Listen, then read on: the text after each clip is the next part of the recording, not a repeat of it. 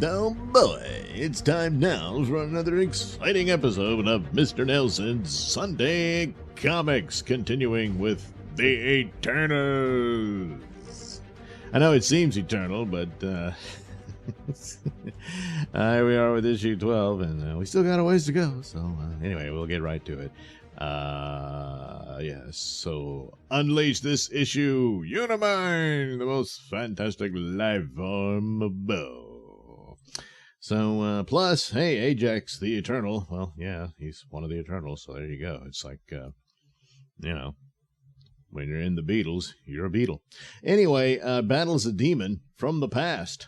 So, I don't know, some demon that he messed with. I'm back. So, there you go. Anywho, issue 12. I gotta get it back there. Bloop. And we are, the opening page. In times of global crisis, things change in all places. Things happen to shock and dismay and set fear to seep into the universal heart.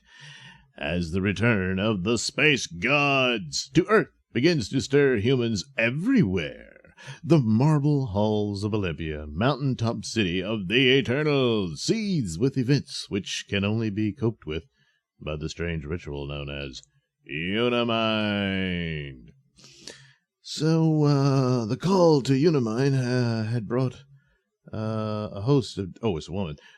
The call to Uni-Mind has brought a host of distant cousins to our illustrious city, but witness the visitation materializing before us. These eyes have yet to seen one like it. They are apparitions of size and shape not to my liking. What kind of appetite can have spawned the large one? He seems neither human nor eternal. You don't think that might be a... No, it can't be! Well, let's see what they're looking at.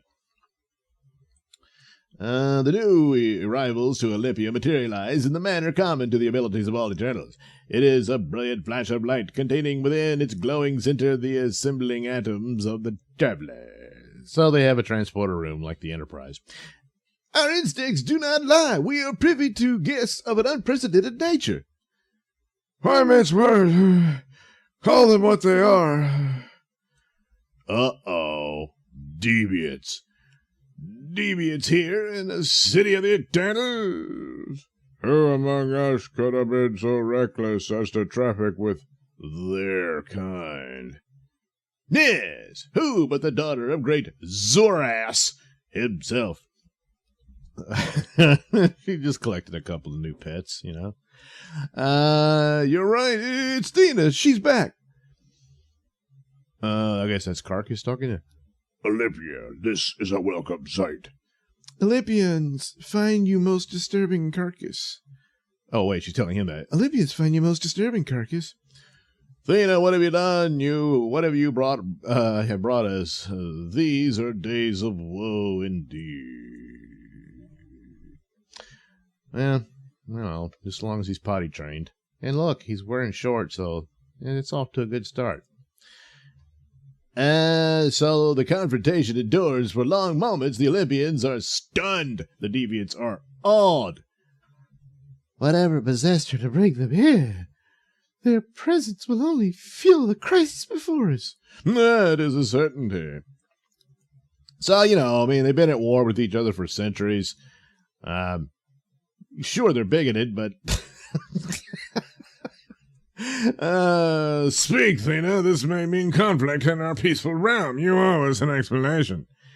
She needn't explain, the handsome one. I understand. Yeah. Old David Hasselhoff meets Jim Morrison there. These poor beings sought sanctuary from oppression. I gave it to them. So do I. Sweet prince must have tired of beating off those ugly deviant females. I'll wager that he'll find contentment in Olympia. He is a rarity among deviants indeed, but he has yet to learn the art of romance. Well, I'll teach him all that, yeah. Then he is perfect fodder for the ladies, a grand diversion from the problems of the moment. yeah, forget all about the war and the end of the world and everything. And welcome to Sanctuary, sweet prince. Not that moment. Yeah, the girls aren't into Carcass. No. Carcass, what? But, you know, if they're give him a cute little suit, maybe a bow in his head, so he can be a cute little puppy, they, you know, yeah, they might feed him. All right, we'll skip ahead. Well, maybe a little further. Okay. Had to skip ahead, you know, copyright and all. Meantime, Carcass and the Reject have been left to themselves with the dark thoughts of their past and the disturbing question of their future. Ha ha ha ha! Smile, sweet prince. Destiny plays the clown with both of us. Here I may yet become a philosopher of note, and you, master killer, may inherit the balconies and rose gardens of fair young maidens. Ease your battle stance. The shadows hide nothing but cool breezes. These are no enemies. Oh, there are no enemies in paradise. Fool! It's small wonder that you fall prey to smaller opponents. Paradise is just another place. And each place has corners for the wary eye to scour and seek out, to certify the state of their impotence. Well, they're hoping you're not impotent. Oh, well, let's see what's going on over in Krypton. Meanwhile, across the world, upon the topmost heights of the Andes Mountains, a huge dome-like structure has appeared on the site of desolate ruins, once inhabited by the ancient Incas. Within the dome are locked the secrets of the past and the terrifying ghosts of the future. An tired old man adrift in a timeless vacuum. Dr. Damien, awaken, sir. Oh, it's you, Ajax. There are endless rows of Inca tablets in this old temple, but you cannot decipher them all within the span of a day. Yes, I know. I shall have to. I shall have the next 50 years to complete my task. We shall both remain here for that time. It is the will of the space gods, who, built the dome. 50 years. It's but a mere moment for an eternal like yourself, but the passing centuries are meaningless to your calendar. But I really wish you did look like Selma Hayek now. True enough, yet it is you, a human, who labors with frantic effort. Slow down, Dr. Damien. You can accomplish all you wish within the time allotted to us. Yes, I must learn to balance work with rest. Well, the time allotted to you is 50 years. He's not going to make the full 50 years, Ajax. Anyway, that is a wise thought. I would recommend you apply it with firm decision. Time weighs heavily on humans. I wonder what time means to him. What is he doing with it? What is going on in that giant celestial's head? Well, careful what you ask for, Well, it looks like coffee is going through his head. But anyway, on the giant ceremonial pylons, Irisham, leader of the fourth celestial host, stands immobile as the mountains outside the dome. Yet all that moves upon the earth becomes motion within him. His body is alive with the pressures and the cracklings. Maybe an antacid could help with that. But anyway, caused by the movement of the planet itself. There you go. Still there with his, flying buddies.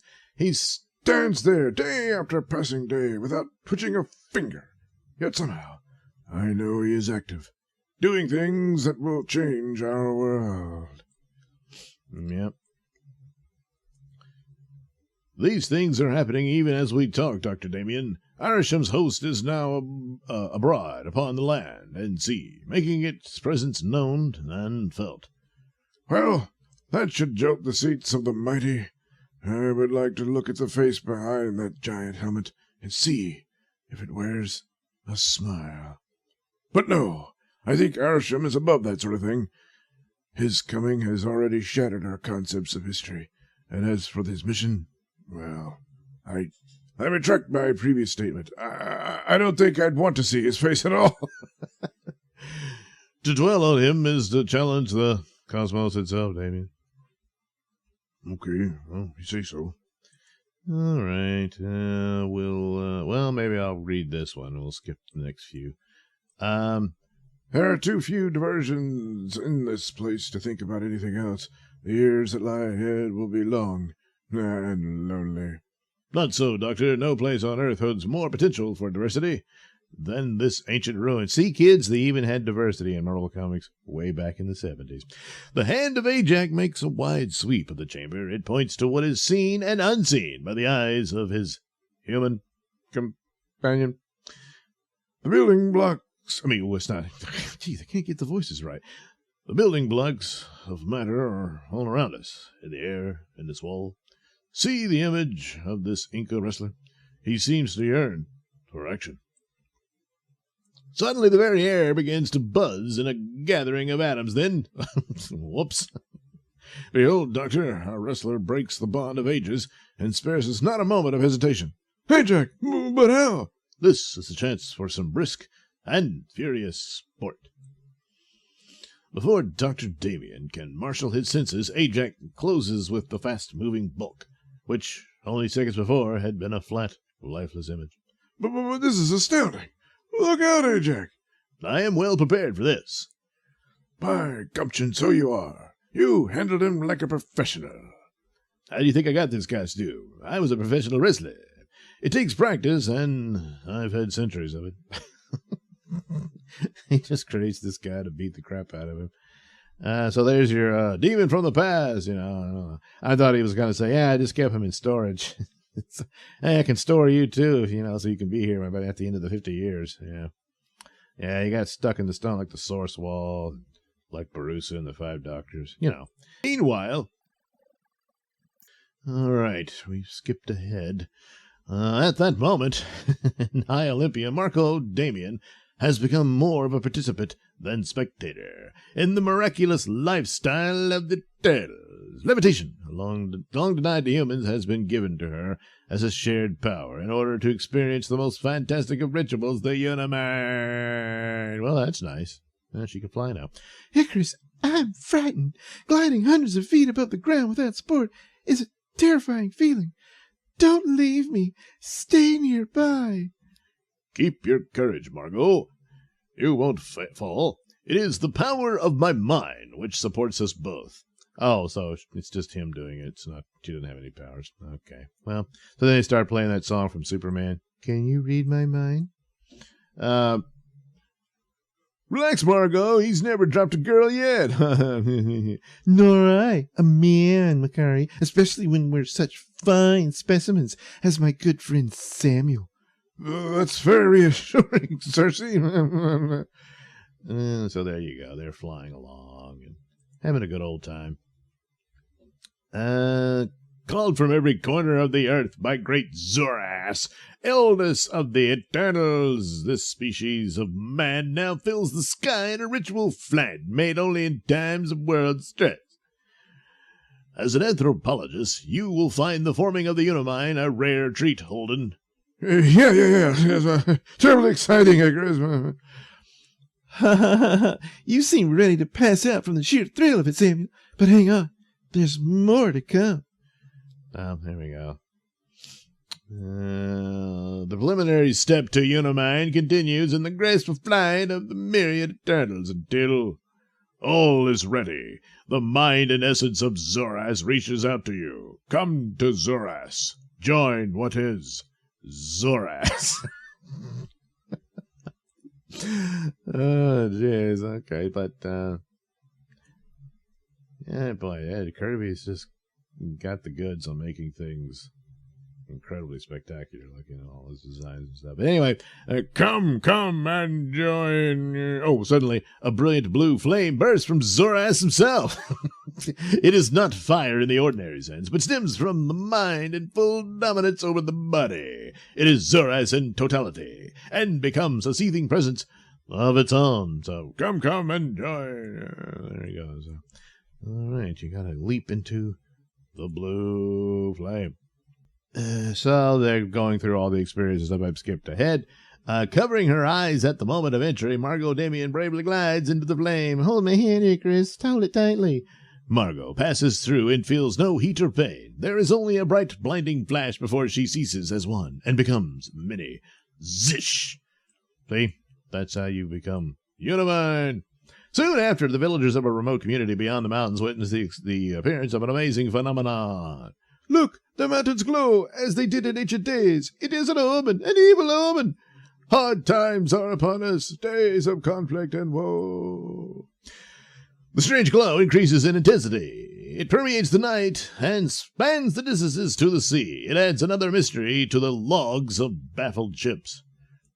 Oh, what can it be, Captain? I never seen anything like it. Don't get whinny wild ideas. It may be a side effect of weather conditions. High above the clouds, the glow seems like a rising blue dawn. But it is a dawn which comes at an unexpected hour. It can't be the sun. I think it's some form of radioactivity. Report it to home base. They may be interested. It's a good chance that's true. So this is what they turn into. A cantaloupe. No. But human conjecture cannot grapple with what is happening in the mountains. The concept of the Uni-Mind is unheard of. Yet it exists among the Eternals. And even at this moment, is emerging from its fiery spawning ground. There it is. Ta-da! In full view, it is like no other life form on Earth. It is a living group organism, the only one of its kind. There you go. Ta-da! That's what they were working so hard on. And, well, let's see if it works out, huh? So anyway, the Uni-Mind lives in the climate of catastrophe. It defines the nature of cataclysms and seeks the path to survival, which many died in the time of the Great Flood. The Uni-Mind lived. Now it breaks the bounds of Earth and rises to orbit. Here, beyond the pressures of gravitation and magnetic flow, it can deal with the return of the Celestials from space. But the space gods are creatures of space, and time and the fiber of unknown equations. The Uni-Mind must attempt to master all of these first. So, is it opening its mouth wide? I don't know. On his ceremonial pylons in the far Andes, mighty Arsham, killer of planets. I thought that was Galactus, but, it can be more than one. Stirs and probes the dark heavens. He studies the Uni-Mind. It is a product worthy of this puny world. But it cannot save the Earth once his decision has been reached. If you think that this is heavy stuff, watch for the heaviest. With Action Yet. Keep tabs on the Uni-Mind, Arsham, and the astronauts. Yeah, so NASA's getting involved, I guess. I don't know. No, I don't think it'll be that. Anyway, there we go. Another issue of The Eternals When Gods Walk the Earth. And we'll have to see what happens next week on another episode of Mr. Nailsin's Sunday Comics. Thanks for watching and listening. Say, while you're still here, why not like and subscribe and share with your many friends? Yes. Also, check out my mini stores in the link description below. Yes, where you can get t-shirts, hats, mugs, all those goodies with my artwork on them. Oh, yeah. And head over to indieplanet.com and pick up a copy of my comic book, Night Night. Oh, yeah. You can also catch me at my podcast, Mr. Nailsin Show, on RadioMisfits.com. And you can also watch my videos on BitChute.com and now on Rumble.com. Oh my goodness, so many places to watch me and my stuff. Oh yeah. And if that's not enough for you, well, you can follow me on many social media platforms and say hi to your old pal, Mr. Nailsin.